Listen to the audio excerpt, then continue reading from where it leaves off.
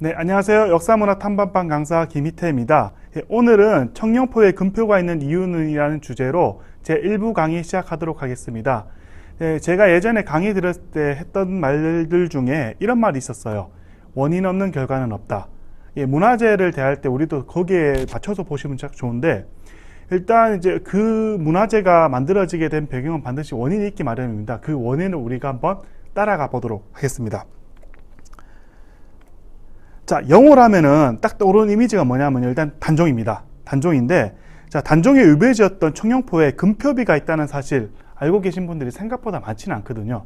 자, 그럼 이 금표비가 도대체 여기 왜 있을까? 이걸 한번 고민해 보시면 좋은데, 자, 이 금표비라는 게 뭐냐면요, 말 그대로 금할 금자를 써가지고 여기에 출입을 금지한다는 의미입니다. 근데 이 출입을 금지한다는 의미가 여러 가지 의미가 있어요. 첫 번째 뭐 나무를 베지 말라든가 이런 의미도 있고, 여기가 뭐 능이 있으니까 오지 말라는 경우도 있고. 근데 청룡포 같은 경우는 금표비가 있는 이유가 뭐냐? 자, 역설적으로 단종이 있기 때문입니다. 단종이 훗날 왕이 됐기 때문에 여기는 왕이 거처했던 곳이기 때문에 출입을 하지 마라. 그래서 출입을 금지시켰던 그 금표비가 남아있는 거거든요. 자, 여기 보시면은 영월 부사 이경호가 정조한테 상소를 올린 기록이 있습니다. 기록이 있는데 뭐 영월에 대한 소개를 하는 장면이 나오는데, 여기서 중요한 거는 밑줄 친 부분입니다. 선친과 태봉을 심리 안에 모시고 있고 매중루가 행군과 같으며 청룡포에 또 비각이 있어서, 이제 이 영월에는 다른 곳에는 없는 영월에만 있는 이것이 있기 때문에 중대한 임무다, 이렇게 그 영월부사 이경호가 상소하고 있거든요. 자, 그렇다면 좀 단어가 좀 어렵죠. 선침과 태봉, 매중루, 행궁, 뭐 청룡포, 이걸 어떻게 해석할 수 있느냐? 자, 선침은 영월 장릉을 얘기합니다. 이제 단종의 능이죠. 그리고 태봉은 그 바로 옆에 정양리 계족산이라는 곳에 정조의 태실을 묻었었거든요. 그래서 그런 걸 얘기하고요. 매중루는 현재 관풍원이 있는데 관풍원 옆에 자규루라는 정자가 하나 있어요. 근데 이 자규루가 옛날에는 매중루로 불렸다, 이렇게 보시면 되고요. 비각은 청룡포 안에 단묘제 본부 시유지 비각이라는 비각이 있어요. 근데 그 비각을 얘기하는 거거든요. 그래서 이제 이런 것들이 있기 때문에 영월은 이제 다른 곳에서는 없는 중대한 임무를 받고 있다, 이렇게 얘기하고 있습니다. 자, 앞서 설명드렸던 영월 장릉입니다. 이걸 선침으로 표현했고요. 자, 계족산에 있는 정조의 태실입니다.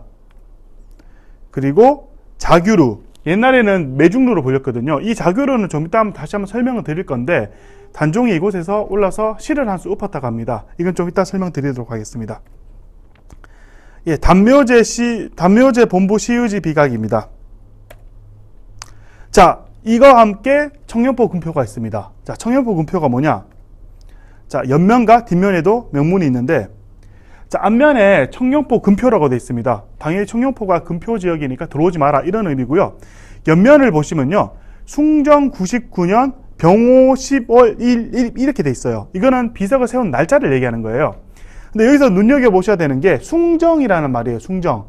자, 숭정이 뭐냐 하면요, 우리 명나라의 마지막 황제를 숭정제라고 하거든요. 그 숭정제의 연호가 숭정이라고 하는데, 자, 이 비석이 세워진 게 언제냐 하면요, 1726년 용조 때거든요. 근데 그때는 이미 청나라가 들어섰잖아요.